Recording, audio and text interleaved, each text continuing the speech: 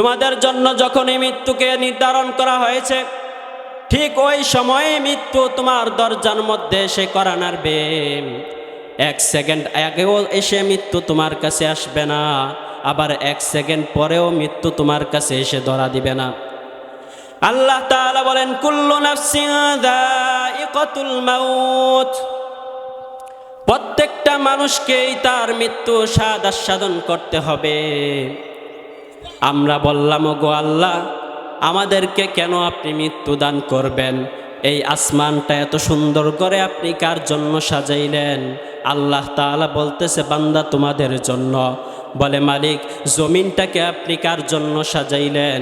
আল্লাহ তাআলা বলতেছে, বান্দা তোমাদের জন্যই আমি জমিনকে সাজাইছি। আজকে যেই মাহফিলের আয়োজন করা হয়েছে, কত সুন্দর করে প্যান্ডেল করা হয়েছে। যেই প্যান্ডেলটা গতকালকে এখানে ছিল না, আবার আগামীকালকেও এই প্যান্ডেলটা থাকবে না। হাদিস শরীফের মধ্যে এসেছে, যে জায়গার মধ্যে কোরআন ও হাদিসের আলোচনা হয়, আল্লাহ তাআলাকে নিয়ে গবেষণা করা হয়, ওই জায়গাটা হলো জান্নাতের একটা টুকরা। তো আজকে যেই জায়গাটা মাহফিলের জন্য নির্ধারণ করা হয়েছে, এখানে দূর দূরান্ত থেকে আলেম ওলামারা এসে কোরআন ও হাদিস থেকে আলোচনা করবে। তো এই হাদিসের আলোকে আমরা একথা বলতে পারি যে এটাও একটা জান্নাতের অংশ। তো এই মাহফিলের মধ্যে আমি নিজে পকেট থেকে টাকা দিলাম, আমার নিজের সময় আমি এই মাহফিলে ব্যয় করলাম। এই প্যান্ডেলকে সাজাইতে গিয়ে আমি কত পরিশ্রম করলাম। উদ্দেশ্য একটাই, যাতে এখানে কোরআন ও হাদিস থেকে আলোচনা করা হয়, আর সেই আলোচনা শুনে যেন মানুষরা হেদায়েতের পথে নির্দেশিত হয়। কিন্তু বড় আফসোস, যে বা যারা এই মাহফিলের আয়োজন করে, তারাই মূলত প্রকৃতপক্ষে কোরআন ও হাদিসের আলোচনা শোনার জন্য মাহফিলে আমরা থাকতে পারি না। মাহফিল তো আমরা অন্য এলাকার মানুষের হেদায়েতের জন্য করি না, মাহফিল আমরা করি আমাদের এলাকার মানুষের হেদায়েতের জন্য। আমি এখানে বয়ান করতে বসেছি কেন? আমি এখানে বয়ান করতে বসেছি একমাত্র আমার সংশোধনের জন্য। আমি যাতে কোরআন ও হাদিস থেকে দু একটা কথা আপনাদেরকে বলতে পারি এবং সেই অনুযায়ী আমি নিজেও আমল করতে পারি। প্রত্যেকটা মানুষের হিসাব যখন প্রত্যেকটা মানুষ নিজের পক্ষ থেকে নিতে থাকবে, তো আল্লাহ তাআলাও তাকে হেদায়েতের পথ বাতলায়া দিবেন। আজকের এই মজলিসটার দাম আমার আপনার কাছে নাও থাকতে পারে, কিন্তু আল্লাহ তাআলার কাছে এই মজলিসের দাম আছে না নাই? আছে। বুখারী শরীফের হাদিস, হাদিসে কুদসির মধ্যে এসেছে, আল্লাহ পাক রব্বুল আলামিন বলেন, ইন্না লিল্লাহি মালাইকাতাহু ইয়াতুফুনা ফিত তুরুক। এই আসমানের নিচে জমিনের উপরে আল্লাহ তাআলা কত শত ফেরেশতাদেরকে নিযুক্ত করে রেখেছেন, যারা শুধু হাটে ঘাটে রাস্তাঘাটে দোকানপাটে ঘোরাঘুরি করতে থাকে। ফেরেশতারা জমিনের মধ্যে ঘুরে ঘুরে কি তালাশ করে? আল্লাহ তাআলা বলেন, ইয়ালতামিসুনা আহলাজ যিকর। কোন জায়গার মধ্যে আল্লাহ তাআলাকে স্মরণ করা হয়, কোথায় আল্লাহ তাআলার নামের জিকির করা হয়, কোরআন ও হাদিসের আলোচনা কোথায় বয়ান করা হয়, সেই জায়গাটাকে তারা তালাশ করতে থাকে। যখন তারা এমন কোনো একটা মজমা পেয়ে যায়, তখন ফেরেশতারা ওই জায়গার মধ্যে দাঁড়িয়ে যায়। তখন আল্লাহ তাআলা ওই ফেরেশতাদেরকে ডাক দিয়া বলে, ও আমার ফেরেশতারা, মা ইয়াকুলু ইবাদি, আমার ওই সকল বান্দারা ওখানে বসে বসে কি করতেছে, কি বলতেছে। আল্লাহ তাআলাকে তখন ফেরেশতারা জবাব দিয়ে বলে, ওগো মালিক, আপনার ওই সকল বান্দারা ওখানে বসে বসে ইউসাব্বিহুনাকা ওয়া ইউকাব্বিরুনাক, তারা আপনার পবিত্রতার স্বীকারোক্তি সেখানে বয়ান করতেছে, তারা সেখানে বসে বসে আপনার তাসবিহ পাঠ করতেছে, সেখানে তারা বসে বসে কোরআন ও হাদিসের আলোচনা শুনতেছে।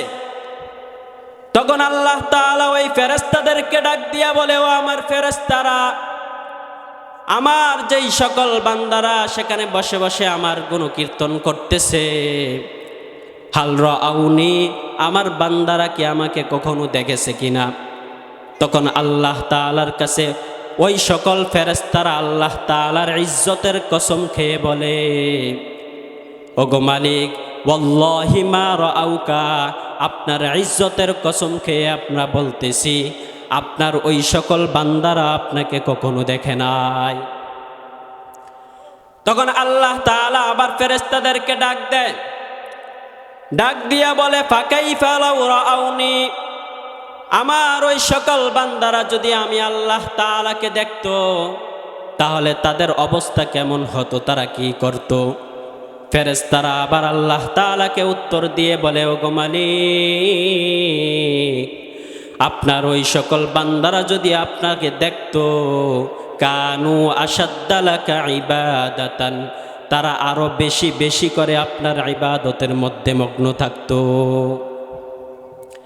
তখন আল্লাহ তাআলা বলে, আমার ওই সকল বান্দারা ওই প্যান্ডেলের মধ্যে বসে বসে কি চাইতেছে? আল্লাহ তাআলাকে ফেরেশতারা ডাক দিয়ে বলে, ওগো মালিক, আপনার ওই সমস্ত বান্দারা ওখানে বসে বসে তারা যত গুনাহ করেছে এই গুনাহের জন্য তারা ক্ষমা চাইতেছে, আর আপনি যে শাস্তিপূর্ণ একটা জাহান্নাম সৃষ্টি করে রেখেছেন ওই জাহান্নাম থেকে তারা মুক্তি চায়। আর কি চায়? বলে, আল্লাহ, আপনি যে নেয়ামতপূর্ণ জান্নাত সৃষ্টি করে রেখেছেন ওই জান্নাতের অধিবাসী তারা হতে চায়। আল্লাহ রব্বুল আলামিন তখন সাত আসমানের ফেরেশতাদেরকে ডাক দিয়া বলে, ও আমার ফেরেশতারা, তোমরা শোনো, আমার যেই সকল বান্দারা আমাকে না দেখিয়া, আমাকে দেখে নাই, তারপরেও তারা আমার গুণকীর্তন করতেছে, আমি আল্লাহ তাআলার তাসবিহ তারা পাঠ করতেছে, তোমাদেরকে সাক্ষী রেখে আমি বলতেছি, আমার ওই সকল বান্দারা জিন্দেগিতে যত গুনাহ করেছে আমি আল্লাহ তাআলা এই বৈঠকের উসিলা করিয়া তাদের জিন্দেগির সমস্ত গুনাহখাতাগুলোকে আমি মাফ করে দিলাম। শুধু তাই নয়, আল্লাহ তাআলা বলতেছে, আমি নিয়ামত দ্বারা পরিপূর্ণ জান্নাত তাদের জন্য সৃষ্টি করেছি। আমার যেই সকল বান্দারা আমাকে না দেখিয়া আমাকে বিশ্বাস করে, আমি আমার ওই সকল বান্দাদের জন্য জান্নাতটাকে বরাদ্দ করে দিলাম। তাহলে বোঝা যায় যে আল্লাহ তাআলার কাছে এমন মজলিসের দাম অনেক বেশি। এই জমিনের মধ্যে আমি আপনি আসছি, সময় কাটাইতেছি, কত বৎসর হায়াত আপনার আমার, আমরা তা কেউ বলতে পারি না। আমি নিজে 4 দিনের বাচ্চার জানাজার নামাজ পড়িয়েছি, আমি নিজে 80 বৎসরের বৃদ্ধের জানাজাও পড়িয়েছি। এর দ্বারা বোঝা যায় যে আসলে মরণ এটা কখনো কার কোন জায়গায় কিভাবে হবে এটা কেউ বলতে পারে না। যদি এমনটাই হতো, সিরিয়াল থাকতো, তাহলে তো বাবার আগে সন্তান দুনিয়া ছেড়ে চলে যেত না, বাবার কাঁধের মধ্যে সন্তানের খাটিয়া উঠতো না। তারপরেও আমি আপনি ভালো কাজে সময় ব্যয় করতে চাই না। মরণ যার যেখানে যখন হবে, 1 সেকেন্ড আগেও আপনার কাছে মৃত্যু ধরা দিবে না, আবার 1 সেকেন্ড পরেও আপনার কাছে মৃত্যু ধরা দিবে না। আল্লাহ তাআলা কুরআনুল কারীমের মধ্যে বলেন, ইদা জাআ আজালুহুম ফালা ইস্তাখিরুনা সাআতাও ওয়ালা ইস্তাকদিমুন। তোমাদের জন্য যখন এই মৃত্যুকে নির্ধারণ করা হয়েছে, ঠিক ওই সময়ে মৃত্যু তোমার দরজার মধ্যে এসে কড়া নাড়বে। 1 সেকেন্ড আগেও এসে মৃত্যু তোমার কাছে আসবে না, আবার 1 সেকেন্ড পরেও মৃত্যু তোমার কাছে এসে ধরা দিবে না। আল্লাহ তাআলা বলেন কুল্লু নাফসিন যায়িকাতুল মাউত, প্রত্যেকটা মানুষকেই তার মৃত্যু স্বাদ আস্বাদন করতে হবে। আমরা বললাম ওগো আল্লাহ, আমাদেরকে কেন আপনি মৃত্যু দান করবেন? এই আসমানটা এত সুন্দর করে আপনি কার জন্য সাজাইলেন? আল্লাহ তাআলা বলতেছে বান্দা তোমাদের জন্য। বলে মালিক, জমিনটাকে আপনি কার জন্য সাজাইলেন? আল্লাহ তাআলা বলতেছে বান্দা তোমাদের জন্যই আমি জমিনকে সাজাইছি। আবারও আল্লাহকে প্রশ্ন করলাম, এই গাছপালা নদী নালা তরুলতা এত সুন্দর করে আপনি পৃথিবীতে কেন সৃজন করলেন? আল্লাহ তাআলা কেমন যেন বলতেছে বান্দা দুনিয়াতে যা কিছু তোমরা দু চক্ষে দিয়ে দেখতেছ, আমি আল্লাহ তাআলা সব কিছু তোমাদের জন্যই সৃষ্টি করেছি। বলে দলিল কি? আল্লাহ তাআলা কুরআনুল কারীমের মধ্যে বলেন হুয়াল্লাযী খালাকালাকুম মা ফিল আরদি জামিআ, এই আসমান এবং জমিনের মধ্যবর্তী স্থানে যত সৃষ্টি আছে, যত মাখলুক আছে, সব কিছু আমি আল্লাহ তাআলা তোমাদের জন্য সৃষ্টি করেছি। বলে আল্লাহ এই আসমান বানাইলেন আমাদের জন্য, এই জমিনও বানাইলেন আপনি আমাদের জন্য, গাছপালা তরুলতা নদী নালা যা কিছু আছে সব কিছু বানাইলেন আমাদের জন্য। কিন্তু আমাদেরকে মৃত্যু দেওয়ার কারণটা কি জানতে পারি কিনা? আল্লাহ তাআলা কেমন যেন ডাক দিয়া বলতেছে ওগো বান্দা শুনো, ওয়া ইন্নামা তুওয়াফাউনা উজুরাকুম ইয়াউমাল কিয়ামাহ, বান্দা তোমাকে আমি দুনিয়ার মধ্যে পাঠাইছিলাম ভালো কাজ করার জন্য। তন্মধ্যে কিছু কিছু বান্দা এমন আছো যারা আমি আল্লাহ তাআলার বিধিবিধানগুলোকে সঠিকভাবে পালন করেছ। আবার কিছু কিছু বান্দা এমন আছে যারা আমি আল্লাহ তাআলার বিধিবিধানগুলোকে মানে নাই, যারা আমি আল্লাহ তাআলার প্রতি বিশ্বাস স্থাপন করে কিয়ামত দিবসকে ভয় করে, যারা আমি আল্লাহ তাআলাকে মানছে, বিধিবিধানগুলোকে সঠিকভাবে পালন করছে, তাদের জন্য আমার কাছে একটা প্রতিদান রয়ে গেছে। আবার যারা দুনিয়াতে আসার পর আল্লাহ তাআলার নাফরমানিতে মগ্ন ছিল, ওই সকল বান্দাদের জন্য আমি আল্লাহ তাআলার কাছে একটা প্রতিদান রয়ে গেছে।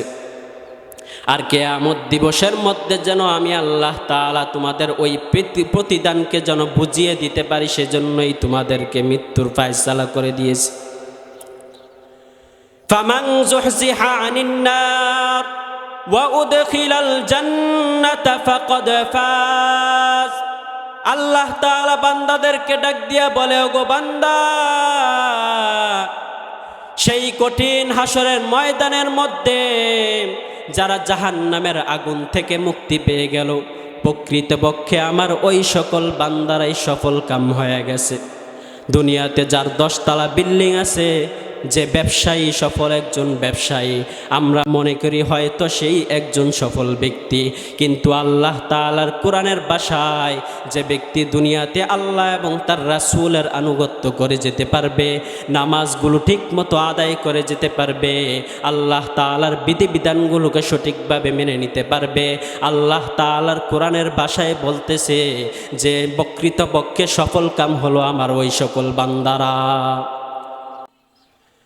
আল্লাহ পাক রব্বুল আলামিন আমাকেও দুনিয়ার মধ্যে পাঠাইছে, আপনাকেও দুনিয়ার মধ্যে পাঠাইছে।